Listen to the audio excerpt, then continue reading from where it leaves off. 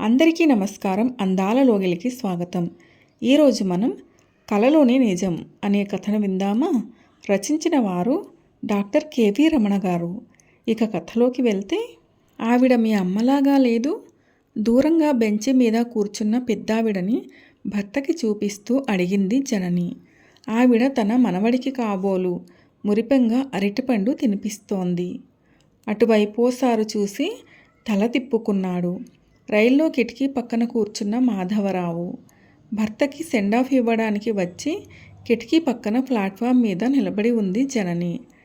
అతను తన సొంత ఊళ్ళో అమ్మిన చివరి 4 ఎకరాల పొలం తాలూకు రిజిస్ట్రేషన్ పని మీద నెల్లూరు నుంచి రాజంపేటకు వెళ్తున్నాడు. ఉదయం 10 గంటలవుతూ ఉంది. రైల్వే స్టేషన్లో పెద్దగా జనం లేరు. భర్త మొహం ప్రసన్నంగా లేకపోవడం గమనించింది జనని. ఇక మన ఊరు ఎప్పుడో గాని వెళ్ళరు.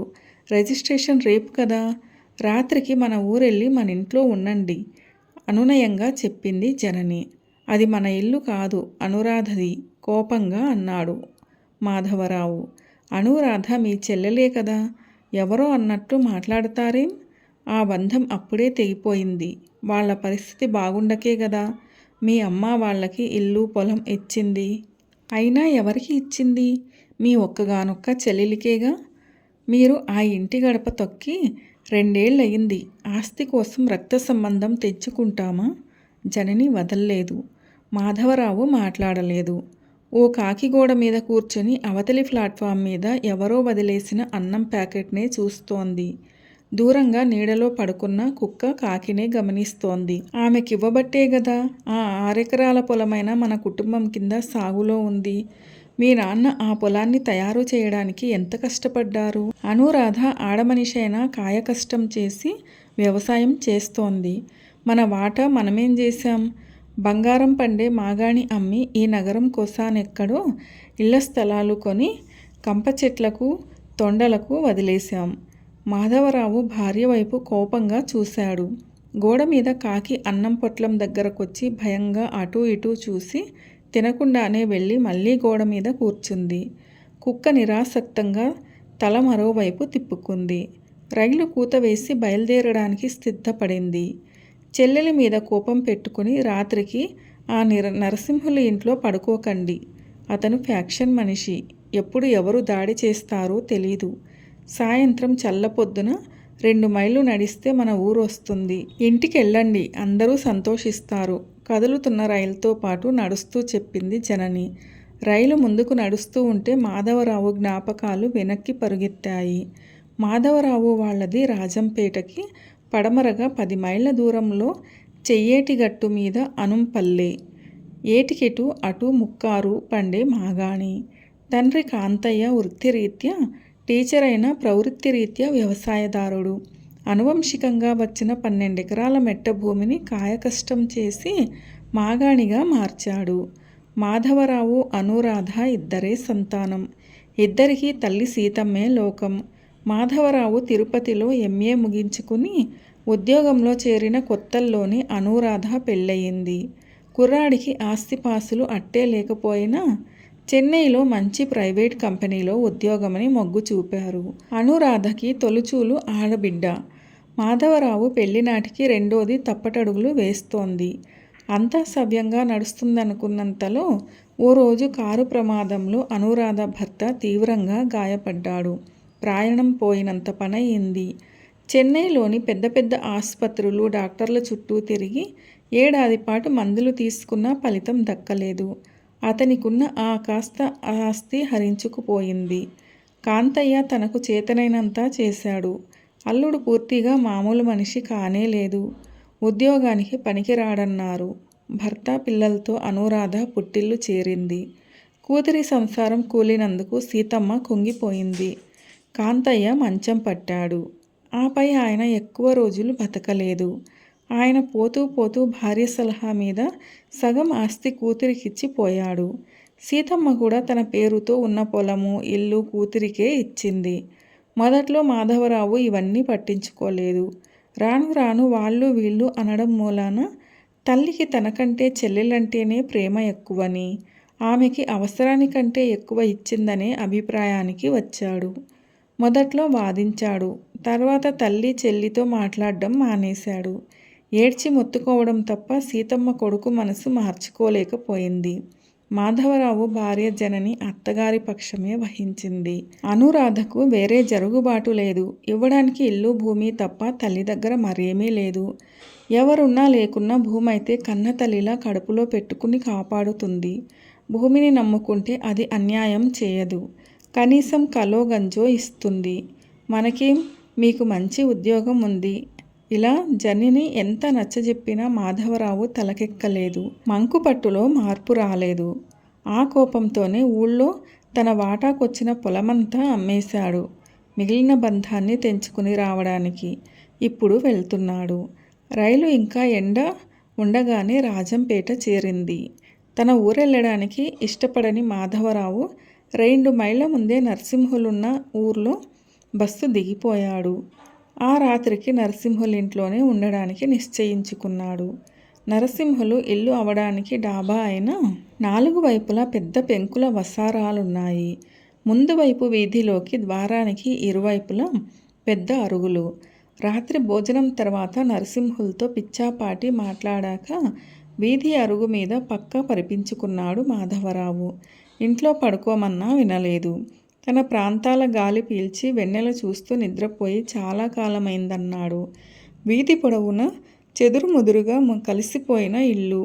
చెట్ల మధ్య సప్తమి నాటి వెన్నెల చీకటితో నిశ్శబ్దంగా దోబూచులాడుతోంది. అప్పుడప్పుడు చల్లని గాలి సడి చేయకుండా వీస్తోంది. తన ఊరు, తన బాల్యం, చెల్లి, తను ఆడుకోవడం, తమ చిన్ని తగవులు తల్లి తీర్చడం మాధవరావుకి ఒక్కొక్కటి గుర్తుకొస్తున్నాయి.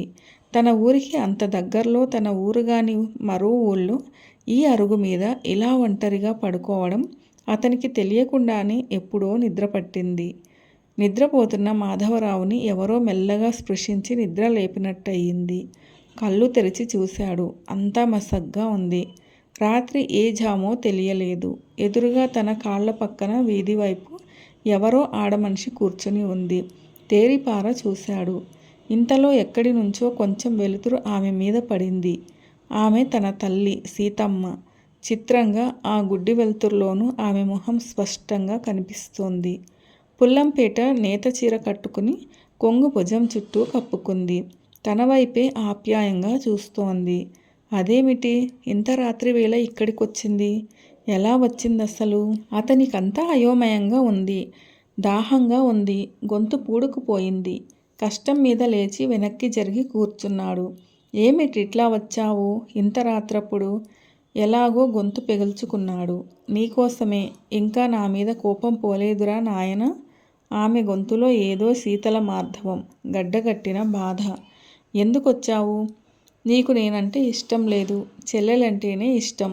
నా ప్రాణాలన్నీ నువ్వేరా. తల్లికి బిడ్డల్లో తేడా ఉంటుందా నాయనా? ఆమె కంఠంలో వేదన. కళ్ళు ధారగా వర్షిస్తున్నాయి. ఆమె ఇంకా ఏదో మాట్లాడుతోంది, సగం స్వగతంలా. ఆమె ముందుకు వంగి తన చెయ్యి పట్టుకుంది. ఆమె చెయ్యి చల్లగా ఉంది. ఆ చల్లదనం అతని ఒళ్ళంతా ప్రవహించింది. అతనికి తన శరీరం లోపల ఉన్నదంతా కరిగిపోయి శూన్యం ఏర్పడినట్టు, ఒళ్ళు తేలికైనట్టు అనిపించింది. ఇంత చిక్కిపోయినావేమ్రా? అన్నం సరిగ్గా తింటున్నావా? ఈసారి ఆమె మొహం స్పష్టంగా కనిపిస్తోంది. ఆమె తడి కళ్ళల్లో ఉన్న ప్రేమను చూసి అతను నిశ్చేష్టుడయ్యాడు. ఇంటికి రాకుండా ఇక్కడ పడుకున్నావేం బాబు? ఈ నరసింహులున్నాడే, వీడికి ముఠా కక్షలున్నాయి. వాడనుకుని నిన్నేమైనా చేస్తారేమోనని ప్రాణాలుగ్గబెట్టుకొని వచ్చాను నాయన. ఇంటికి రాకపోతే పోతివి. వెళ్ళి లోపల పడుకో. ఈ వేళప్పుడు ఇక్కడొద్దు. నీకు చెప్పిపోదామని వచ్చినాను నాయన. ఆందోళనగా ఆర్తిగా చెప్పిందామె. అప్పుడప్పుడు భయంతో అటూ ఇటూ చూస్తోంది. మాధవరావు మగతలో ఉన్నవాడిలాగా తల ఊపాడు. వస్తానురా, చాలా దూరం పోవాలి. కోడలు పిల్లలు జాగ్రత్త నాయనా. వెళ్ళి లోపల పడుకో అంటూ ఆమె లేచి అరుగు దిగి పడమర దిక్కుగా నడుస్తూ వెళ్ళిపోయింది. తల్లిని ఆగమని మాధవరావు గట్టిగా అరుస్తున్నాడు. కానీ గొంతులో నుంచి మాట బయటికి రావడం లేదు. లేచి తల్లి దగ్గరికి పరిగెత్తాలని ప్రయత్నిస్తున్నాడు. కానీ చేతులు కాళ్ళు కదలటం లేదు. కళ్ళల్లో నీళ్లు కారిపోతున్నాయి. బలంగా చేతుల్ని కాళ్ళని విదిల్చాడు.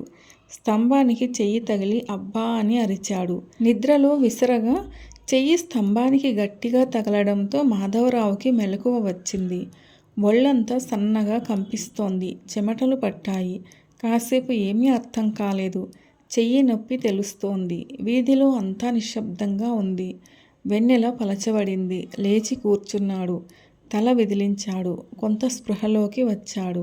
తన తల్లి కనిపించడం, మాట్లాడటం అంతా కలలో జరిగిందన్నమాట. కానీ ఇంకా తల్లి ఎదురుగా కూర్చున్నట్టే ఉంది.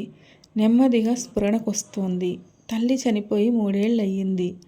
ఆమె భౌతికంగా వచ్చే అవకాశమే లేదు.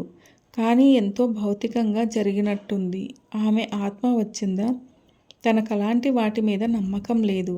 రాత్రంతా ఆ విషయాలే ఆలోచిస్తూ నిద్రపోయాడు. అందుకే తల్లి కలలోకొచ్చింది. కానీ అదంతా కల అంటే ఇంకా నమ్మకం కలగడం లేదు. అంత స్పష్టంగా జరిగింది. అరుగు దిగి వీధిలోకి వచ్చి చూశాడు. దూరంగా వీధి చివర ఓ ముసలావిడ కర్ర పట్టుకుని నడుస్తూ వెళుతుంది. పరుగులాంటి నడకతో వెళ్ళి చూశాడు. అక్కడెవరూ లేరు. ఇది కూడా భ్రమేనా? తిరిగి వచ్చి అరుగు మీద కూర్చున్నాడు. శరీరం వణుకు తగ్గి పూర్తి స్వాధీనంలోకి వచ్చింది. అతనిలో ఇన్నాళ్ళు గడ్డకట్టి ఉన్న చెడు భావనలు కలలోని తల్లి స్పర్శతో కరిగి ప్రక్షాళన అయినట్టు అనిపించింది. తర్కానికి లొంగని మూర్ఖత్వం కలలో జారిన కన్నీటిలో కరిగింది. ముళ్ళును మెల్లుతోనే తీసినట్టు వృద్ధురాలవుతున్న తల్లిని తన దగ్గర ఉంచుకోవాల్సి వస్తుందని ఇన్నేళ్ళు తనే ఈ మూర్ఖత్వాన్ని పెంచి పోషించాడా? లోకం దృష్టిలో కోడళ్ల కంటే కొడుకులు మంచివాళ్లుగా చలామణి అవుతున్నారు. కొన్ని నిజాలు ఎప్పుడో గాని బయటపడవు. తల్లిని ఎంత బాధ పెట్టాడు? దీనికి నిష్కృతి ఉంటుందా? మాధవరావు పక్కనే ఉన్న మరచెంబులోని నీళ్లు తాగాడు. నెమ్మదించిన శరీరాన్ని మళ్ళీ పక్క మీదకు చేర్చాడు. అంతలో అతనికి కలలో తన తల్లి చెప్పిన చివరి మాటలు గుర్తుకొచ్చాయి. భయంతో కాకపోయినా తల్లి మాటకి కట్టుబడి పక్క చుట్టుకొని వెళ్ళి లోపల పడుకునే ఉద్దేశ్యంతో వీధి తలుపు తట్టాడు. ఉదయాన్నే లేచి మొహం కడుక్కొని హాల్లో కూర్చున్న మాధవరావుకి నరసింహులు కాఫీ తెచ్చి ఇస్తూ, మనం రాజంపేటకు 10 గంటలకు బయలుదేరితే చాలు. 1 గంటకు రిజిస్ట్రేషన్ ఆఫీసులో పనైపోతుంది. నువ్వు 2 గంటల బండికి వెళ్ళిపోవచ్చు అన్నాడు నరసింహులు. నువ్వేమనుకోకుండా ఉంటే ఒక మాట. నేను ఈ మిగిలిన 4 ఎకరాల భూమిని అమ్మే ఉద్దేశం మానుకున్నాను. నీ దగ్గర తీసుకున్న డబ్బంతా వాపసు ఇచ్చేస్తాను. నువ్వు కాదనకు అన్నాడు మాధవరావు నెమ్మదిగా. నరసింహులు ఆశ్చర్యపోయి, సరే నీ ఇష్టం, నీ మాట కాదనలేను. తల్లి లాంటి భూమిని పోగొట్టుకోవాలంటే ఎవరికైనా బాధే. అయినా మాధవ, నువ్వు టౌన్లో సెటిల్ అయిపోయినావు. రాధమ్మతో మాటలు లేవు. మీ ఊరికొచ్చేదే మానుకున్నావు. సేద్యం చెయ్యలేకే గదా అమ్మినావు. మరి ఇప్పుడు మిగుల్చుకొని ఏం చేస్తావు అన్నాడు. మా చెల్లెలికి కౌలుకిస్తాను. కౌలు డబ్బు దాని పిల్లల పేరుతోనే బ్యాంకులో వెయ్యమంటాను. నివ్వెరపోయిన నరసింహుల్ని చూసి చిన్నగా నవ్వి మళ్ళీ అన్నాడు మాధవరావు. ఇంకో మాట, నువ్వు మరో 10,000 చేబదులుగా ఇవ్వు. ఇద్దరం రాజంపేట పోయి మా చెల్లెలికి, బావకు, పిల్లలకు మంచి బట్టలు తీసుకొని మా ఊరు వెళ్దాము. డాక్టర్ కేవీ రమణరావు గారు రచించిన కలలోని నిజం అనే కథ ఎలా అనిపించింది మీకు? నచ్చిందా? నచ్చినట్లయితే వీడియోను లైక్ చేయండి. మీ ప్రియమైన వారందరికీ షేర్ చేయండి. అలాగే మన ఛానల్ను సబ్స్క్రైబ్ చేసుకోవడం అస్సలు మర్చిపోవద్దు. ఈ కథపై మీ విలువైన అభిప్రాయాలను కామెంట్ సెక్షన్లో తప్పకుండా తెలియచేయగలరు. ఇలాంటి మరిన్ని మంచి కథల కోసం స్టే ట్యూన్ అందాల లోగిలి. వీడియోను చివరిదాకా చూసి కథను పూర్తిగా విన్నందుకు మీకు ధన్యవాదాలు. See you all in another video. Till then, keep smiling and be happy.